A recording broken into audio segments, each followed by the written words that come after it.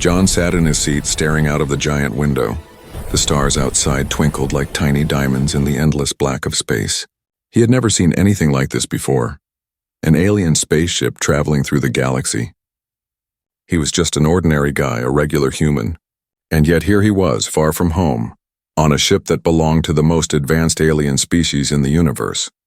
It was supposed to be a simple cruise, a chance to see the galaxy from the safety of a passenger deck. John had no real purpose for being on this ship. He wasn't a scientist or an explorer. He was just a passenger, and that was fine with him. After all, he'd never been anywhere like this before. He looked around at the other passengers, most of them aliens, and felt completely out of place. They spoke in strange languages with their glowing eyes and tentacle-like arms. The aliens didn't seem to notice him at all, which was fine by him. He didn't have to stand out. The ship was a masterpiece of alien technology, sleek and smooth, with sharp curves and edges that seemed to defy all known laws of physics. John had tried to talk to some of the crew earlier, but the aliens didn't seem to have much time for him. Their ship was highly advanced, and they didn't need any help from a human like him. As the ship cruised deeper into the unknown regions of space, John leaned back in his seat and tried to relax. He had been traveling for days, and the constant hum of the engines had started to lull him into a sense of comfort. He thought about Earth, his home. He missed the warm sunlight and the quiet of his small town. But this was an adventure, even if he had no real part to play in it. A few rows ahead, the alien pilots were sitting in a small command section, their green skin glowing faintly in the dim light. They were communicating in soft musical clicks and hums, making it impossible for John to understand anything. Still, he watched them curiously, fascinated by their calmness. The pilots seemed so sure of themselves, so in control. They were so far ahead of humanity in terms of technology. John couldn't even imagine how their minds worked. He felt small, insignificant, like a tiny speck floating through space. Suddenly, a loud alarm broke the silence.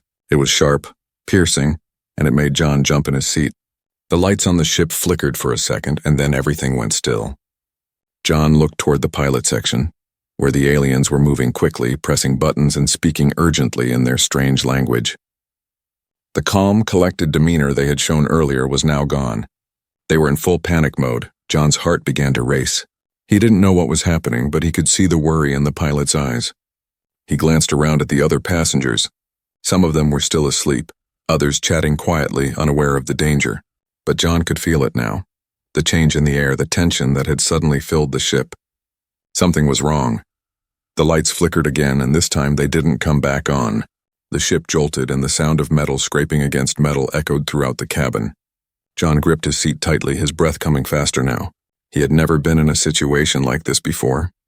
He was just a passenger, an observer on a ship that was supposed to be safe. But now it seemed as though the ship was losing control. He watched as the alien pilots hurried to different consoles, their faces tight with concentration. They were muttering to each other, their voices filled with worry. Something was happening that they couldn't fix, something they didn't understand.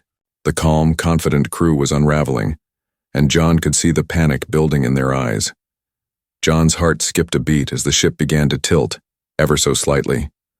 He could feel the shift in gravity, the way everything seemed to pull toward one side.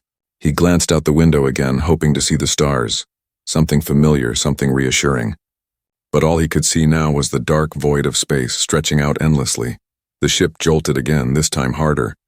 People in the cabin gasped, some grabbing onto their seats, others standing up and rushing toward the exits. John's grip tightened on the armrests. The whole ship was shaking now, as if something was pulling it in every direction. The alien pilots were working furiously, their hands moving across buttons and levers, but nothing seemed to be working. The alarms blared louder and John's stomach dropped. The panic was spreading.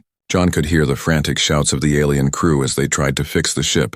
They were out of ideas. The pilots were supposed to be the best, the most skilled beings in the galaxy, but now they were just as helpless as the passengers. No one knew what was going wrong, and no one knew how to stop it. John's thoughts raced. He wasn't trained for this. He wasn't a hero. He was just a passenger, but he couldn't help feeling like something inside him had clicked. There was something he could do, something he had to do. The alien pilots couldn't handle this on their own. But maybe, just maybe, he could help. As the ship shuddered again, John made up his mind. It was time to do something. The ship continued to shake, the sounds of metal groaning under pressure reverberating through the halls. John gripped the armrests of his seat, his knuckles white. Sweat beaded on his forehead and his heart pounded in his chest. The lights above flickered again, briefly casting the cabin into darkness before they returned. But the ship's strange lurching motion made it clear that something was terribly wrong. John's eyes darted around the cabin.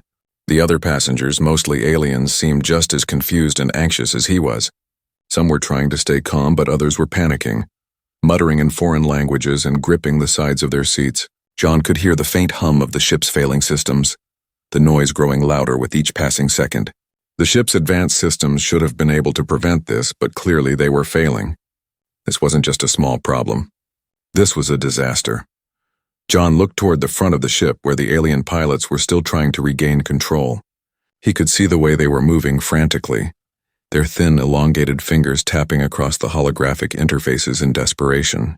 The same pilots who had been so calm and collected earlier were now filled with panic. They spoke in hurried clicks and guttural tones, their voices cracking with tension. Even from this distance, John could sense their growing fear. Something had gone terribly wrong. The captain of the ship, a tall alien with silver skin and sharp, angular features, was barking orders at his crew. His normally calm demeanor was replaced with a rare display of stress. The crew scrambled to carry out his commands, but no matter how fast they worked, it seemed like the problem was growing worse.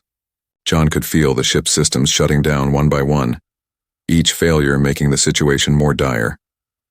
The ship jolted again, sending a few passengers tumbling from their seats. The emergency alarms blared even louder, filling the air with an incessant shrill sound. The gravity shifted again, and John had to fight to keep from falling to the side. He watched as the alien crew tried to pull up the ship's emergency manual, but nothing on their screens seemed to work. The alien technology that had once seemed so flawless now seemed completely useless. John's eyes met the eyes of one of the pilots, a young alien with large translucent wings and glowing green eyes. The pilot's face was strained, eyes wide in fear. The young alien's hands shook as they tried to bring up the emergency procedures, but it was clear they were lost. The pilot's fear mirrored John's own, but with something darker. This wasn't just a malfunction, this was an impending disaster. The pilot turned away from the controls, speaking quickly to the captain, who responded with a quick series of clicks. The captain raised his hand in frustration, his face tight. He turned to the rest of the crew, ordering them to prepare for a potential crash landing. That's when the true realization hit John. This wasn't a minor glitch. The ship was losing altitude, and it was losing it fast. John's stomach twisted. The ship's large viewports showed nothing but blackness and the flicker of distant stars. He could barely make out the outline of a nearby nebula, its swirling colors far too close for comfort. The ship was drifting toward it, a vast cosmic storm that could rip the vessel apart if they didn't regain control. "Captain, we've lost control," a voice cried out over the ship's intercom. It was one of the crew members, and the fear in their voice was unmistakable. The captain's face hardened, and he barked another order. "Attempting manual override." John's pulse quickened. They had no control, no way to navigate through the nebula, and the ship was rapidly losing power. He saw the pilot in front of him press a button in desperation, but the screen flickered, showing nothing but static. John's instincts were screaming at him to do something, anything. He wasn't a trained pilot, but there had to be something he could do. The thought crossed his mind almost as quickly as the panic did. If I don't try to help, we're all dead. Suddenly, John found himself moving. He didn't even think about it. He wasn't sure what he was doing, but something about the ship's failing system seemed familiar. The control panels in front of the pilots weren't much different from the basic consoles he'd seen in old movies back on Earth. The ship might have been advanced, but the layout of its control room looked oddly simple to him. Before he knew it, he was standing up, his legs shaky from the constant shifting of gravity. He moved toward the front of the cabin, brushing past the terrified passengers. No one stopped him, too consumed with their own fear. The alien pilots were too focused on their tasks to notice him at first. John approached the console, his hands trembling, his mind working furiously. He had no idea what he was doing, but he had to try. John leaned over the control panel, staring at the buttons and screens. The aliens had no idea how to fix this, but John felt a strange pull, a connection to the controls. He ran his hands over the interface, feeling the hum of the failing systems beneath his fingertips. He saw a flashing red button labeled Stabilize. He didn't know what it did, but something about it felt right. Without thinking, he pressed it. The ship lurched suddenly, and for a split second John thought it was going to crash. But then, just as quickly, the ship stabilized. The gravity returned to normal and the shaking stopped. The ship still wasn't fully under control, but the frantic beeping of the alarms softened. John stepped back, his heart racing. He had no idea what just happened, but for the first time in what felt like forever, the crew was silent. They were staring at him. The young alien pilot turned toward him, eyes wide in disbelief. "How did you—" John didn't have an answer. All he could do was stare at the console in front of him, unsure if he had just made the ship's biggest mistake or saved them all. The tension in the control room was thick. The alien crew members were still in shock, staring at John as if he were some kind of miracle worker. They hadn't expected a human, just a simple passenger no less, to have any idea of how to fix a ship as advanced as theirs. But somehow, by pressing a single button, John had managed to stabilize the failing systems, if only for a brief moment. His heart was still racing, his hands trembling from the adrenaline. John turned around slowly, glancing at the alien pilots. Their expressions were a mix of awe and disbelief. The young pilot with the glowing green eyes, the one who had been frantically trying to fix the ship moments ago, was the first to speak. "How did you do that?" the pilot asked, their voice shaky, still full of wonder. John felt a wave of confusion rush over him. I don't know. I just pressed the button." His voice was unsteady, unsure of how to explain something he didn't even understand himself. It just felt right. The alien pilot exchanged a glance with the captain, whose normally stoic face had softened with surprise. The captain, tall and silver-skinned, was now looking at John with a mix of curiosity and a hint of something else. Reluctance, maybe. Whatever it was, it didn't sit well with John. He wasn't used to being the center of attention, especially not in a crisis like this. But the strange pull he'd felt toward the ship's controls was undeniable. The ship's systems continued to buzz faintly, recovering from the temporary stabilization John had triggered. But that didn't mean they were out of danger. The nebula they were heading toward was still growing closer. The captain barked orders to the crew, trying to regain full control of the ship. But John could see the panic in their eyes. This was beyond their expertise. "We're not out of the storm yet," the captain said, his voice calm but strained. "The engines are still losing power. We need a full reboot." John could see that the alien pilots had no idea how to proceed. They were used to dealing with minor problems, not full system failures. This was beyond them, and that was when it hit him. This wasn't just an ordinary spaceship. The ship was far more complicated than anything he had ever seen on Earth. There had to be something in his past, something that had prepared him for this moment.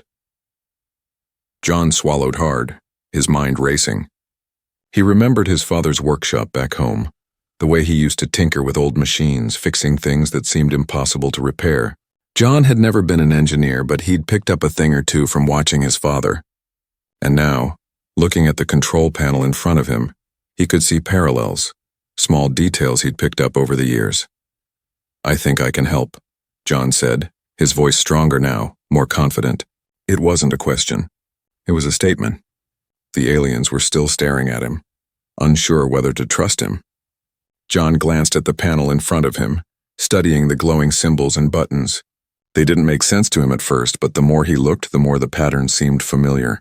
He had no training, no advanced knowledge of alien technology, but there was something instinctive about it. It was like the ship's systems were speaking to him, whispering their secrets. He stepped forward, his hands shaking slightly, and began to tap the interface with more purpose. As he worked, the pilots watched in silence, unsure whether to interfere or wait for him to finish. The ship rumbled beneath them, a constant reminder that time was running out. The nebula was closing in fast, and it was only a matter of time before they would be pulled into its deadly storm. John pressed another button, then another. He followed his gut, trusting the strange connection he felt to the ship. The more he interacted with the controls, the more the ship responded. He could feel the hum of the engines growing steadier, the faint pull of gravity returning to normal. It was working. He was actually doing it. The young alien pilot with the green eyes took a step forward, watching John's every move. "What are you doing?" the pilot asked, voice filled with disbelief. "I don't really know," John admitted, glancing up for a moment. "I think I'm rebooting the power core. I've seen things like this before, just not on a ship this advanced." The pilot blinked in confusion, clearly not understanding. John didn't expect them to. How could they? This was nothing like what they had learned or experienced. This was Earth technology, the kind of thing you'd find in an old rusty mechanic's shop. But for some reason it worked here. The ship seemed to be responding to him. The captain, still watching from a distance, narrowed his eyes. "You're telling us that you can fix this? With no training?" The words were heavy with doubt, but they weren't as harsh as before. There was something else now, a hint of desperation maybe. John didn't have an answer. He just kept working, his fingers flying over the controls. He was beyond words now, beyond explaining. He wasn't doing this for recognition or praise. He was doing it because it was the only thing he could do. Finally, with a loud thrum, the ship's systems started to stabilize. The alarms faded into a softer beep and the gravity in the cabin returned to normal. The ship no longer felt as though it were about to tear apart. John's heart rate slowed as the hum of the engines filled the air once more. The young pilot stepped closer, a look of awe on their face. "You did it," they whispered. "You actually did it." John didn't know what to say. His hands were still shaking, and he could feel the weight of everyone's eyes on him. The ship was still in danger, and they weren't out of the nebula yet, but for now they had a moment of relief. And in that moment, John realized something. He wasn't just a passenger anymore. He was a part of this, and maybe, just maybe, he could help save them all. John's heart was still pounding in his chest, but the constant shaking of the ship had finally stopped. The control panel in front of him, once a chaotic maze of flashing lights and warnings, now displayed steady green signals. The ship's systems were recovering slowly but surely, and the alarms that had once blared like sirens were now reduced to a quiet hum. The relief was short-lived. They were not out of danger yet. John stepped back from the console, wiping his sweaty hands on his pants. His mind was still racing, trying to process what had just happened. He had fixed the ship, well, helped to fix it, but that didn't mean they were safe. The nebula was still there, growing closer with every passing second, and though the ship had stopped its descent toward disaster, the alien crew still seemed lost in confusion, unable to fully grasp what had just occurred. The young alien pilot, still wide-eyed with disbelief, looked at John. You really saved us," the pilot said, voice filled with awe. It wasn't a question, it was a statement, but it was clear that even the pilot didn't fully understand how John had managed to pull off the impossible. John shrugged, trying to act as though it was no big deal. "I didn't do much. Just pressed a few buttons," but the words felt hollow. He knew it wasn't that simple. There was something deeper, something that had clicked inside him when he saw the ship's systems fall apart. Something had felt familiar. The captain of the ship, still standing at the back of the control room, finally spoke up. His voice, usually calm and controlled, now carried a tone of urgency. "It wasn't just a few buttons, human. You've done what we couldn't, and if you hadn't, we'd all be dead by now." The captain's words sent a shiver down John's spine. He wasn't used to being treated like this, like a hero, but the truth was the captain was right. Without him, they wouldn't have made it this far. The captain paused, his silver skin gleaming under the dim lights. His sharp eyes studied John, as though trying to figure out the mystery of this human who had just saved their lives. "How did you know what to do?" he asked, his voice softer now, more curious than accusatory. John hesitated. He didn't have an answer. "I don't know," he said, his voice low. "It just felt right. It was like the ship was telling me what it needed. I've never felt anything like it before." The captain's gaze softened, though there was still a glimmer of skepticism in his eyes. "You're not an ordinary human, are you?" John's mind raced. He wasn't sure how to answer. He wasn't special, at least not in the way the captain might be thinking. But there was something about this moment, something that told him that his place in the universe was changing. No longer just a passenger, he was now a part of something much bigger. But was he ready for it? Before he could respond, the young alien pilot spoke again. "We're not out of danger yet," the pilot said, her voice sharp with urgency. "We've regained control of the systems, but the nebula is still closing in. We need to navigate through it carefully or we'll be pulled in, and the ship's propulsion system is still unstable. John's stomach dropped. The nebulous storm ahead of them was unlike anything he'd ever seen.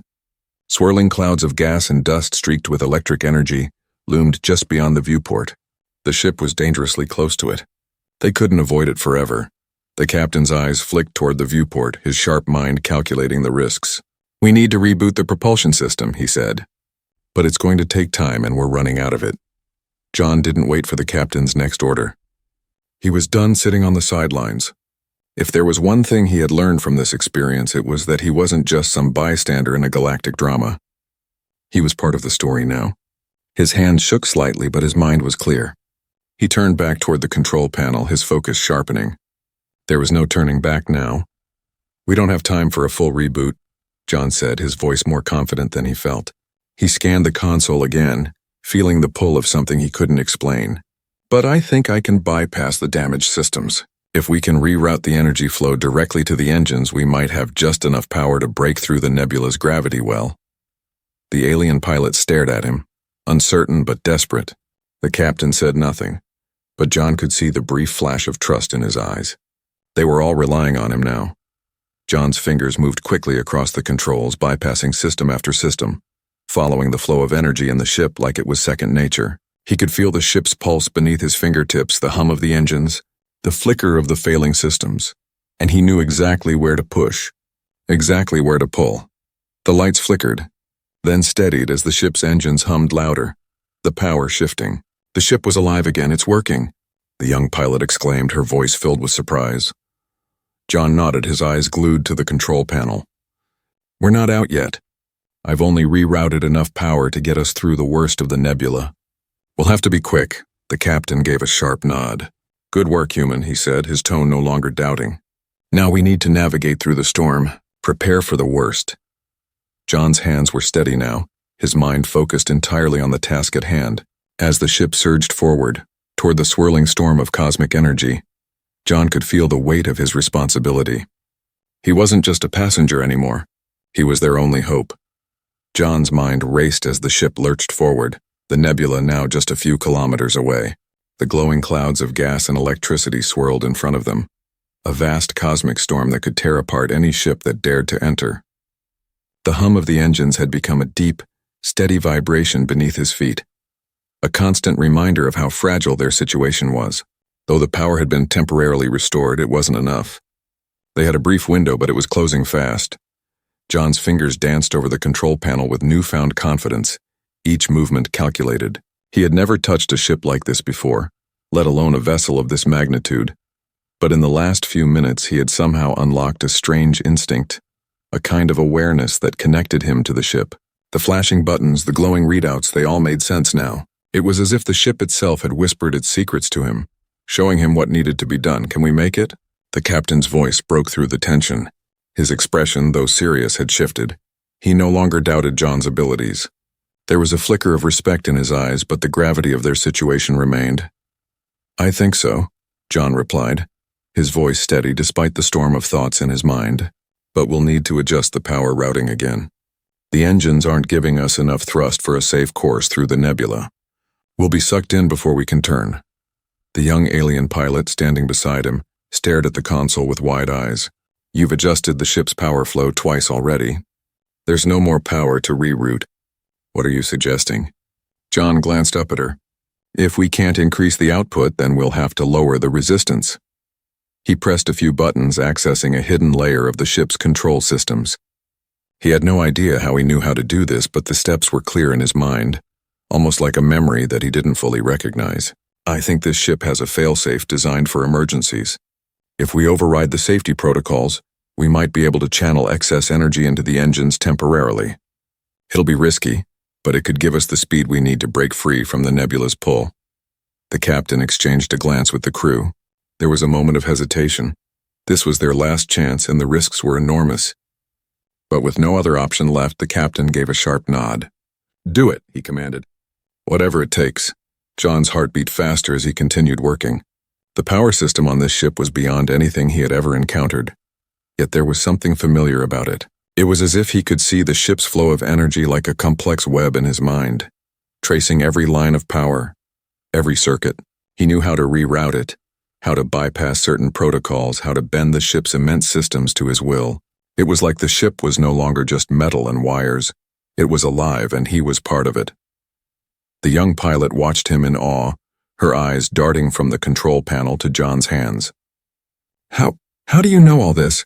she asked, her voice barely a whisper. John didn't have an answer. "I don't know," he said softly. "I just feel it." The ship groaned again, a deep, metallic sound that made John's stomach twist. The nebula was closer now, the swirling colors of gas and electricity growing more vivid. Time was running out. John pressed a final sequence of buttons, and for a moment nothing happened. His breath caught in his throat. The systems had rejected his commands. He thought he'd failed, that the nebula would pull them in before he could try anything else. But then, just as he was about to give up, the ship jolted forward. The engines roared to life, their hum turning into a deep, powerful thrum. The young pilot gasped, her eyes wide with amazement. It worked. "We're accelerating. We're moving faster." John barely had time to process what had just happened. His hands flew over the controls once more as he adjusted the course.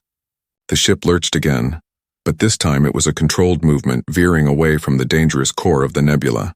The swirling storm of gas and electricity loomed ahead, but they were no longer heading straight into it. They had a chance. The captain, who had been watching John intently, now stepped forward, his face breaking into an expression of rare admiration.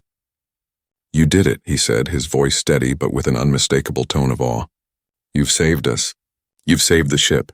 John didn't know how to respond. He wasn't used to being praised, especially not by an alien captain who had seen countless dangers in space. All he could do was nod, his mind still racing with the technical steps he had taken, the adjustments he had made.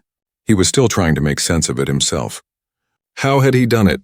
What was it about this ship, this situation, that made everything feel so familiar?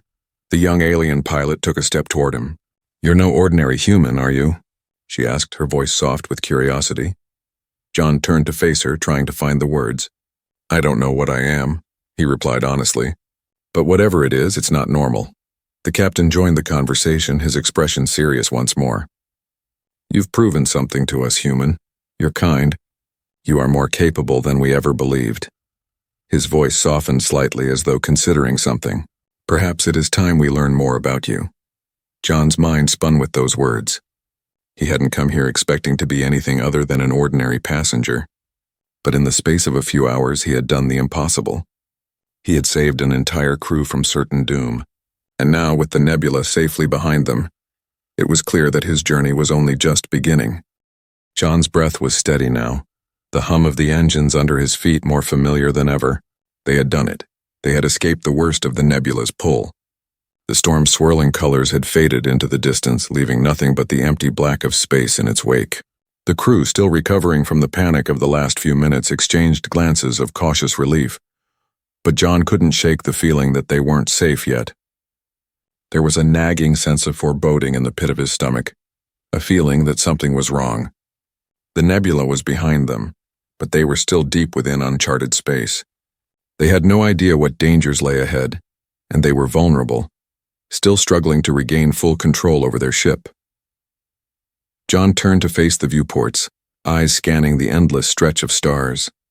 For a moment, it seemed like nothing had changed. The calmness of space was both beautiful and terrifying, offering no answers, no assurances. Then his gaze froze. Out of the darkness, something appeared. At first, it was just a faint outline, a flicker of light in the distance. But it grew larger with every passing second, the silhouette of a massive ship taking shape against the backdrop of space. John's breath caught in his throat. It was no ordinary ship. The hull was jagged, constructed of dark metal that gleamed with a sinister sheen. Its enormous size dwarfed their ship. The design was unlike anything John had ever seen. It was alien, but it was also powerful, militaristic. This wasn't just any space vessel. This was a warship, Captain, the young pilot gasped. "We're being targeted." "The ship's weapons are online." The captain didn't need to be told twice. He sprang into action, his alien hands moving across the control panels in a blur. But John could see the same fear in the captain's eyes that he had seen in the pilot's earlier. This was a threat they hadn't anticipated. And in that moment, John realized something even more terrifying. They hadn't been alone in space. "Battle formation," the captain ordered, his voice sharp and authoritative, though a thin layer of panic betrayed his calm exterior. "All crew members to their stations. Prepare for evasive maneuvers." But John knew deep down that evasion might not be enough. This warship wasn't just coming for them. It was coming to destroy them.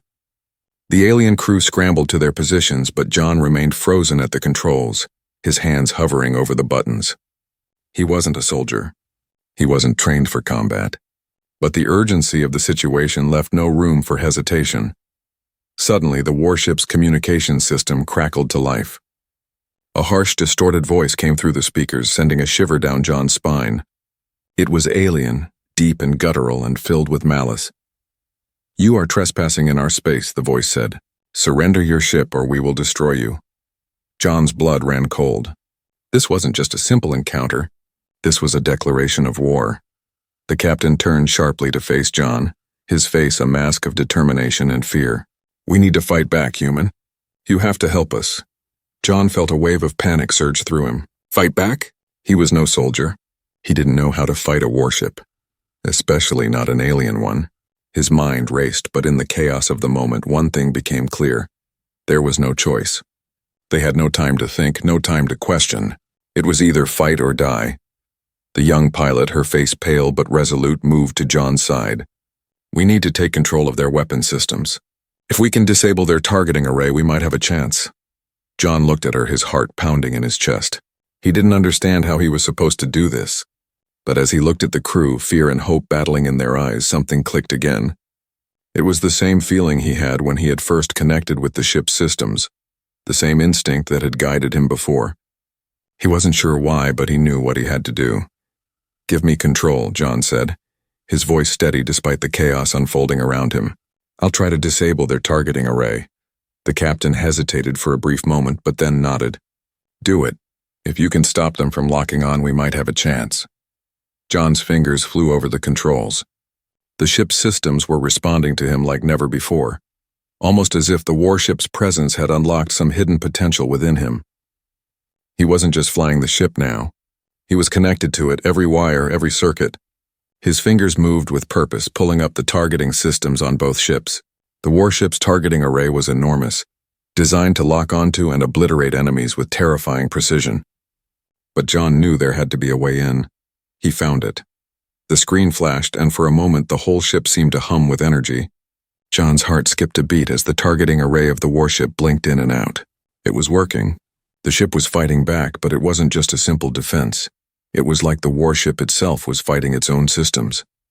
"Locking on," the pilot whispered, her voice trembling. But just as they were about to gain control, the warship's weapons fired. The blast hit the side of their ship, throwing everyone to the ground. John's head slammed against the console. His vision momentarily blurred, but he pushed through the pain. "They were still alive, we're not out of this yet," the captain shouted, his voice filled with urgency. "Keep trying, human. We need you." John forced himself to his feet, blood dripping from a gash on his forehead. The ship was damaged, but they were still in the fight.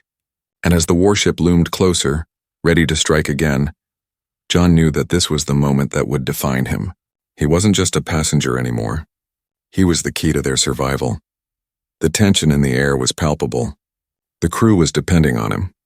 The captain's eyes locked onto his. The warship was coming closer. It was time to make the impossible decision, to fight or perish. John's head throbbed painfully, his body bruised from the impact of the blast. The ship was shaking again, its systems glitching and alarms blaring in every corner. But even through the chaos, John knew that they hadn't lost. Not yet. The warship hovered just outside their ship's range, its massive silhouette blocking out the stars. A few seconds had passed since their ship had been hit, but the silence that followed felt like an eternity. The crew was tense, battered but determined. John could feel their eyes on him. Expectation, fear, and trust all mixed together. "Status report," the captain demanded, his voice sharp but with an edge of desperation. He was standing by the control panel, gripping it for stability. His silver skin gleamed in the dim emergency lighting. "We need a plan now." John wiped the blood from his forehead with the back of his hand, his fingers trembling. He had barely made it through the last round of evasions, but somehow, He had managed to stop the targeting systems. They were still alive. But the warship hadn't given up. It was waiting for them to make the next move. "I've disabled their weapons again," John said through clenched teeth, his voice low but determined. "For now they can't fire. But their shields are still up. We can't just keep running from them. We'll run out of power before we even reach the next safe zone." The young pilot, her face still pale but focused, nodded. "We need to break through their defenses. If we can disable their shields, we might be able to force them to retreat." John didn't have a better idea, so he nodded. He wasn't a strategist, not a soldier. But there was something that had been bothering him ever since the battle started. The way the warship had engaged. There was something personal about it. Something he couldn't shake. He remembered the way their communication system had crackled to life. The guttural voice warning them about trespassing in their space. It wasn't just a military threat, it had been deeply charged with emotion. "What if we don't need to disable their shields?" John asked, the thought creeping into his mind like a revelation. "What if we don't need to destroy them? What if we could stop the warship without fighting back?" The captain turned to him sharply. "Explain yourself, human." I think they're not just enemies," John said slowly. "What if this warship isn't just a random threat? What if it's part of something bigger? I have a strange feeling that it's not the crew that's after us, it's the people behind them." John's words hung in the air like a mystery. He could see the captain's eyes narrow in thought, as if trying to piece together what John was suggesting. The young pilot's brows furrowed, but she didn't speak. There was something about John's tone, something in his voice that made them listen. "We've been fighting this warship for hours," John continued, pacing as he spoke. "But think about it. The crew seemed unsure, like they're being pushed to do this. There's hesitation in their attacks, and their responses are too mechanical. They don't want to destroy us, not really." The captain's expression softened just a little. "You think it's not them? You think someone else is controlling this warship?" "I don't know for sure," John said, shaking his head. "But there's something else going on here. This ship isn't just some mercenary force. The crew's actions, they don't feel like they're following their own will. It's almost like they're being manipulated." The realization hit him like a jolt. There's a higher authority behind this warship. Someone is using them. The captain's face grew grim as the weight of John's words settled in. "If you're right, then we're dealing with more than just a military threat. We could be facing an entire system that's pulling the strings. But why would they target us?" John felt a strange surge of certainty. His gut told him there was more to this than met the eye. His instincts were guiding him again, stronger than ever. He wasn't just a passenger. He was becoming part of a much larger story. A story that had started long before this battle. "I think I know why," John said, his voice growing quieter as he spoke the words aloud. "It's because of me." The room fell silent.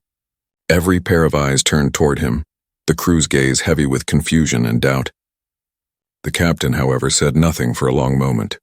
His expression was unreadable, and John couldn't tell if they were starting to believe him or if he had just lost them. "I don't know why," John continued, "but I think I'm the reason they're after us, or at least why they're targeting this ship. It's like I've triggered something that's part of this warship's mission." The young alien pilot spoke up, her voice tinged with disbelief. But you're just a human. Why would they be after you?" John took a deep breath, staring at the control panel as if it would reveal the truth. "I think they know something about me, about Earth, about humans. There's a reason this is happening to us, and I don't think I'm just some random passenger caught in a fight." The captain's eyes narrowed as though weighing John's words carefully. Finally he spoke. "You're saying that this ship, this battle, all of it is happening because of you?" John nodded slowly. "I think so." The captain hesitated. Then, in a rare moment of vulnerability, he stepped closer to John. "If that's true, then you must be connected to something larger than even we understand. Something that we as a species have never encountered." John swallowed hard. He wasn't sure what the captain meant by that, but the truth was beginning to dawn on him. This wasn't just a random event. He wasn't just a passenger anymore, he was part of a far larger narrative. And whatever that meant, it had brought him to this moment, this confrontation with an alien warship. As the crew gathered around him, John realized that this was only the beginning. Whatever lay ahead, whatever forces were pulling the strings, he had a new understanding of his role in the galaxy. He wasn't just here by accident. There was a reason he had been brought to this place, and whatever that reason was, it was about to change everything.